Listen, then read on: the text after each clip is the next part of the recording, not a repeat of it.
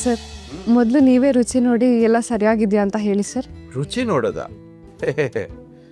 ಭಟ್ರಡಿಗೆನ ಪರೀಕ್ಷೆ ಮಾಡೋದು ಅವಮಾನ ಆಗುತ್ತೆ ಮಗಳೇ.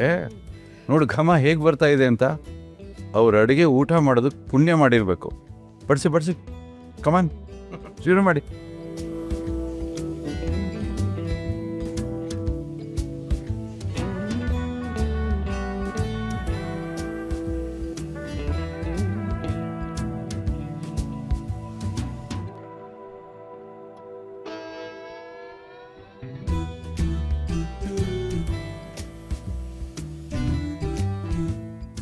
ಸರ್ ಇವತ್ತು ಅಮ್ಮ ಅವ್ರು ಹುಟ್ಟಿದ ಹಬ್ಬ ಅಲ್ವಾ, ಅದಕ್ಕೆ ನೀವೇ ನಿಮ್ಮ ಕೈಯಾರೆ ಒಬ್ಬಟ್ಟು ಹಂಚ್ಬಿಡಿ.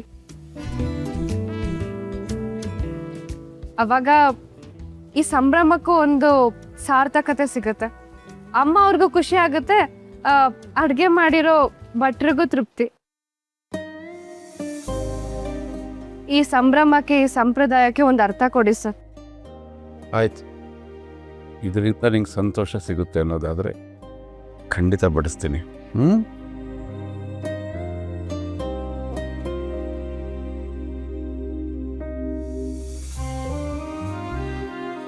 ಪ್ರಕು ಸಮಾಧಾನನ ಈಗ?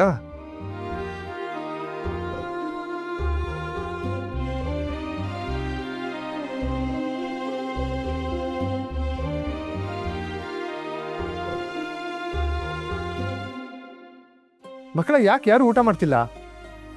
ಶ್ಲೋಕ ಹೇಳ್ಬೇಕಾ? ಹೇಳ್ಬಿಟ್ಟು ಶುರು ಮಾಡಿ. ಅಕ್ಕ ಎಲ್ರು ಕೃಷ್ಣನ ಬರ್ತಾರಂತ, ಅದಕ್ಕೋಸ್ಕರ ವೇಟ್ ಮಾಡ್ತಾ ಇದೀವಿ.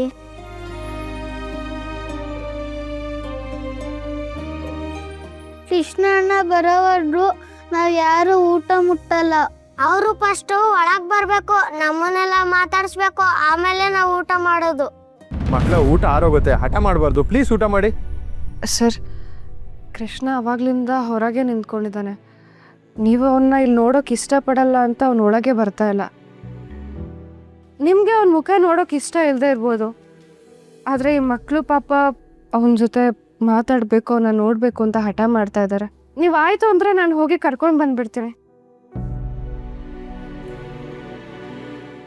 ನಿಮಗೆ ಕೃಷ್ಣ ಇಲ್ಲಿ ಬರೋದು ಬೇಡದೇ ಇರ್ಬೋದು, ಆದರೆ ಮಕ್ಕಳು ತುಂಬ ಹಚ್ಕೊಂಡಿದ್ದಾರೆ ಸರ್.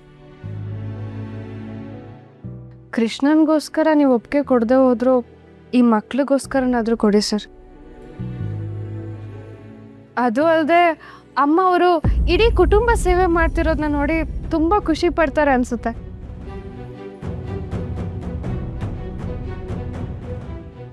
ಮಕ್ಕಳು ದೇವರು ಇದ್ದಾಗೆ. ಮಕ್ಕಳ ಮನಸ್ಸನ್ನು ನೋಯಿಸೋದು ನನಗೂ ಕೂಡ ಇಷ್ಟ ಇಲ್ಲ. ನನ್ನ ಕೋಪಕ್ಕಿಂತ ಇವರ ಹಸಿವು ಭಾಳ ಮುಖ್ಯ. ಕರ್ಕೊಂಬ ಹೋಗು.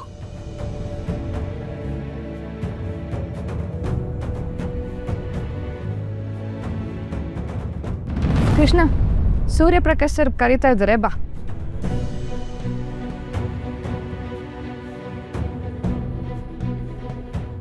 ಏನು ಆಡ್ತಾ ಇದೆಯಾ? ಒಳಗೆ ಕರೆಸಿ ನನ್ನ ತಗೊಳಕೋಕೆ ಸ್ಕೀಮಾ?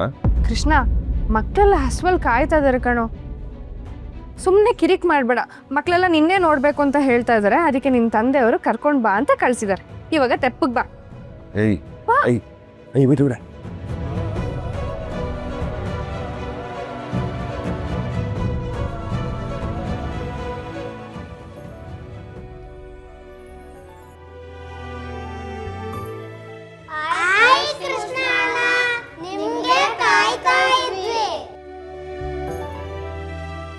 ಅಣ್ಣ, ನಮ್ಗೀಗೊಂದು ಚಿಕ್ಕ ಕತೆ ಹೇಳ್ರಣ, ಒಂದೇ ಒಂದು ಜೋಕು.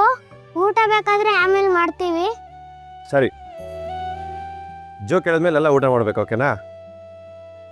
ಮೇಡಮ್ ಹೇಳ್ತಾರೆ ಮಕ್ಕಳಿಗೆ ಗಾಂಧಿ ಜಯಂತಿ ಬಗ್ಗೆ ಒಂದು ಪ್ರಬಂಧ ಬರೀರಿ ಅಂತ ಹೇಳ್ತಾರೆ.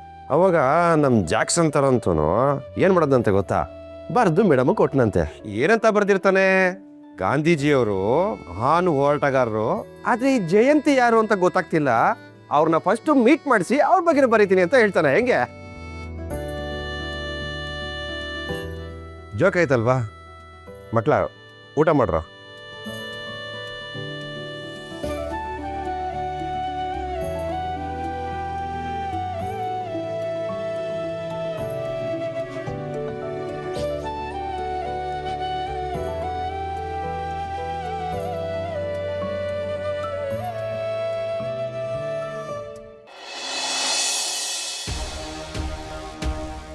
ಸರ್ ನಿಮ್ಮನ್ನು ಒಂದು ಮಾತು ಕೇಳೋಣ ಅಂದ್ಕೊಂಡೆ, ಆದರೆ ದೊಡ್ಡ ಮನಸ್ಸು ಹೆಂಗೆ ಕೇಳೋದು ಅಂತ ನನ್ನ ಮನಸ್ಸು ತಡೆದ್ಬಿಡ್ತೇವೆ ಸರ್.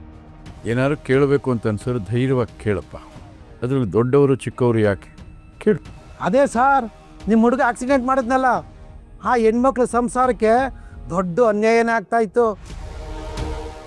ಆದರೂ ನೀವು ಆ ಹೆಣ್ಮಗನ ಕರ್ಕೊಂಬಂದು ಆ ಮಗುಗೆ ಮನೆ ಸೊಸೆಯಾಗಿ ಮಾಡಿಕೊಂಡು ಜೀವನ ಕೊಟ್ಟಿದ್ದೀರಾ. ನೀವು ಬಿಡಿ ಸರ್, ದೊಡ್ಡ ಮನುಷ್ಯರು. ಅಲ್ಲ ಸರ್, ಈ ಮ್ಯಾಟ್ರೇ ನನಗೆ ಅರ್ಥ ಆಗ್ತಾ ಇಲ್ಲ. ಆಕ್ಸಿಡೆಂಟ್ ಮಾಡಿದ ಹುಡುಗನ ಜೊತೆನೆ ಆರಾಮಾಗಿ ಈ ಕಡೆಯಿಂದ ಆ ಕಡೆ, ಈ ಕಡೆಯಿಂದ ಆ ಕಡೆ ಖುಷಿ ಖುಷಿಯಾಗಿ ಎಲ್ಲ ಮಕ್ಕಳು ಊಟ ಬಡಿಸ್ತಾ ಇದ್ದೀರಾ. ಈಗಲೂ ಅವನ ಜೊತೆನೆ ಮಾತಾಡ್ತಾ ಇದ್ರಲ್ಲಿ ಸರ್. ಏನು ಹೇಳ್ತಾ ಇದೀಯ ನೀನು? ಆಕ್ಸಿಡೆಂಟ್ ಆದಾಗ ಗಾಡಿ ಡ್ರೈವ್ ಮಾಡ್ತಿದ್ನಲ್ಲ ಅದೇ ಹುಡುಗ. ಹುಡುಗ ಅಂದರೆ ಯಾವ ಹುಡುಗನ ಬಗ್ಗೆ ಮಾತಾಡ್ತಿದ್ಯಾ ನೀನು? ನಿಮ್ಮ ಮಗ ಗಾಡಿ ಡ್ರೈವ್ ಮಾಡ್ತಿದ್ನಲ್ಲ ದೊಡ್ಡ ರೋಡು.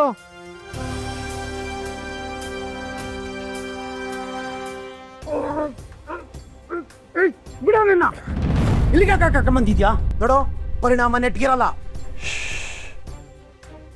ಏನೇ ಮಾತಾಡ್ತಿದ್ರು ನಿಧಾನಕ್ಕೆ ಮಾತಾಡು. ನಮ್ಮ ಅಪ್ಪನ ಹತ್ರ ಏನೇ ಮಾತಾಡ್ತಾ ಇದೆ ಮಗಳ ಈಗ?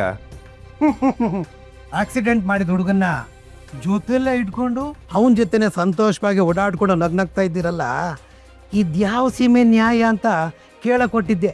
ನ್ಯಾಯ ಕೇಳೋದು ತಪ್ಪ ಸ್ವಾಮಿ? ಏಯ್, ಯಾವ ಆಕ್ಸಿಡೆಂಟು, ಯಾರು ಆಕ್ಸಿಡೆಂಟ್ ಮಾಡಿತ್ತು, ಏನು ಮಾತಾಡ್ತಿದ್ಯಾ? ಅಲ್ಲಿ ಆರಾಮಾಗಿ ನಿಂತಿದ್ನಲ್ಲ ಅವನೇ. ನಿನಗೆ ಏನಾಗಿದೆ ನಿನ್ನ ಕಣ್ಣಿಗೆ? ಬಾ ಹೋಗಿ ಟ್ರೀಟ್ಮೆಂಟ್ ತಗೋ. ನನಗೇನಾಗಿದೆ? ಏಯ್, ಅವತ್ತು ಕಾರ್ ಓಡಿಸ್ತಾ ಇದ್ದಿದ್ದು ನಾನು, ಆ ಆಕ್ಸಿಡೆಂಟ್ಗೆ ಕಾರಣ ನಾನು, ಅವನಲ್ಲ. ಆಕ್ಸಿಡೆಂಟ್ ಆಗಿ ಸ್ಪಾಟಲ್ಲಿ ನಾನೇ ಇದ್ದಿದ್ದು ಗುರುವೆ. ಆ ದೃಶ್ಯ ಈಗಲೂ ನನ್ನ ಕಣ್ಣಲ್ಲಿ ಹಚ್ಚೊಡ್ದಂಗಿದೆ. ಕಾರ್ ಹೆಂಗಿತ್ತು, ಆ ಸ್ಟೇರಿಂಗಿಂದ ಯಾರು ಕುಳಿತಿದ್ದು ಅಂತ ನಾನೇ ನನ್ನ ಕಣ್ಣಾರ ನೋಡಿದ್ದೀನಿ. ಸ್ಟೇರಿಂಗ್ ಇಟ್ಕೊಂಡು ಕಾರ್ ಓಡಿಸಿದ್ದು ಅವನೇ. ಸ್ಪೀಡಾಗಿ ಬಂದು ಆಕ್ಸಿಡೆಂಟ್ ಮಾಡಿ ನಿಲ್ಲಿಸ್ತಲೇ ಹೋದನು ಅವನೇ.